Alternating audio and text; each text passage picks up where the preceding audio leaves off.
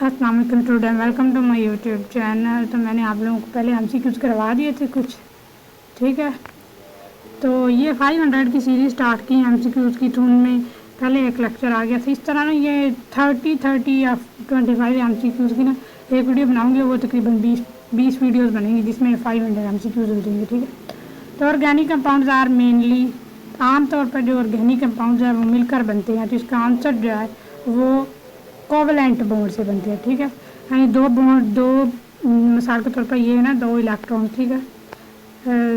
तो इनमें आपस में उन्होंने इलेक्ट्रॉन शेयर किए, ठीक है। तो इलेक्ट्रॉन शेयर करने से उनके जो बने हैं ना, मतलब जो बॉन्ड बनेंगे उसे हम लोग कोवलेंट बॉन्ड कहेंगे, ठीक है। कैटिनेशन मीन्स, कैटिनेशन का मतलब क्या होता है, ठीक है। तो कैटिनेशन का मतलब ये है कि self linking of the carbon, यानी बहुत ज़्यादा कार्बन एटम जो आपस में एक दूसरे के साथ मिलते हैं, यानी कार्बन की ही चेन में नेक्स्ट कोई उसके साथ और ना मतलब जुड़े, ठीक है। Hybridisation is present in sp3। Hybridisation किस में प्रेजेंट होती है? तो sp3 हाइब्रिडाइजेशन जो है वो मीथेन में होती है, ठीक है। मीथेन में होती है, यानी जिसमें सिंगल बॉन्ड होता है, ठीक है। उसके अंदर sp3 हाइब्रिडाइजेशन होती है, sp3 hybridisation. sp2 hybridisation is present in, sp2 hybridisation जो है, हाइब्रिडाइजेशन ये प्रेजेंट है इथीन में, ठीक है। sp2 इथीन में, sp3 जो है वो मीथेन में, और जो sp जो अकेली हाइब्रिडाइजेशन है वो इथाइन में होती है, ठीक है। इथाइन में, ठीक है, जिसमें 3 सिंगल बॉन्ड्स होते हैं, 3 बॉन्ड्स होते हैं, ठीक है। अब आगे जो है इलेक्ट्रोफाइल इज, इलेक्ट्रोफाइल मीन्स जो इलेक्ट्रॉन लविंग होता है, ठीक है, उसे कहते हैं इलेक्ट्रोफाइल, ठीक है। तो इलेक्ट्रॉन एफिशिएंट भी कह सकते हैं, इलेक्ट्रॉन लविंग भी कह सकते हैं, ठीक। तो उसे इलेक्ट्रोफाइल कहते हैं। Nucleophile, nucleophile is equal to nucleus loving, ठीक है, या इलेक्ट्रॉन रिच, जिसमें बहुत ज़्यादा इलेक्ट्रॉन होते हैं, ठीक है। Inductive effect is, inductive effect क्या है? जिसका आंसर जो है वो है अल्हम्दुलिल्लाह परमानेंट इफेक्ट। परमानेंट इफेक्ट को इंडक्टिव इफेक्ट भी कहते हैं। रेजोनेंस इफेक्ट अकर्स इन, तो रेजोनेंस इफेक्ट किस में पाई जाती है? ला हौला वला कुव्वता इल्ला बिल्लाह। रेजोनेंस इफेक्ट अकर्स इन, तो इसका आंसर है कॉन्जुगेटेड कंपाउंड्स।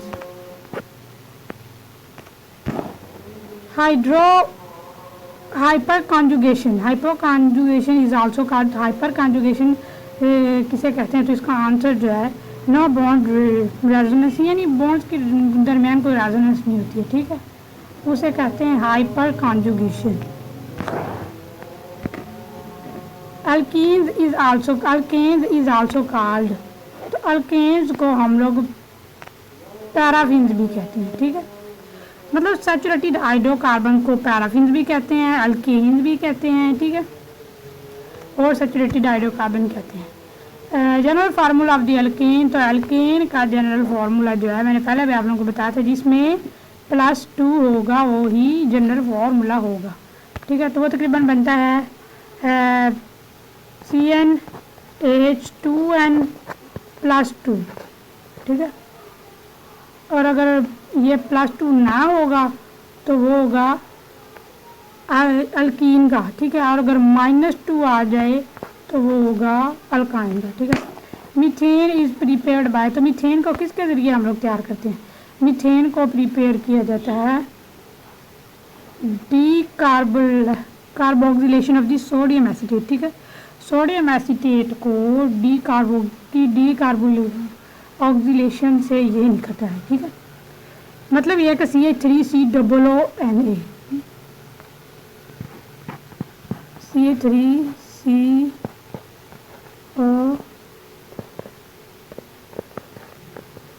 ये सोडियम है ना, ठीक है। तो इसमें सोडियम एसीटेट है और साथ में सोडियम हाइड्रोक्साइड मिला रही है, ठीक है।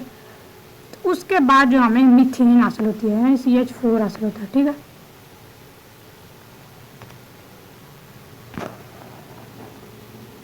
Wurtz reaction is use to prepare. Wurtz का जो रिएक्शन है ना, उसे इस्तेमाल किया जाता है प्रीपेयर क्या करने के लिए, क्या प्रीपेयर करने के लिए। तो इसका आंसर जो है हायर लेवल के जो अल्केन्स है ना, उन्हें प्रीपेयर करने के लिए वुड्स रिएक्शन इस्तेमाल किया जाता है। सबाथिर-सैंडर्स रिएक्शन यूजेस। तो सबाथिर-सैंडर्स रिएक्शन जो क्या इस्तेमाल करता है, तो इसका आंसर जो है वो है कैटलिस्ट। निकल कैटलिस्ट इसमें इस्तेमाल होता है एज ए कैटलिस्ट। ये जो डॉलर का साइन है, ये आप लोग समझ रहे हैं, आप डॉलर बरस रहे हैं। ठीक है, बाकी निकल अंदर आंसर है।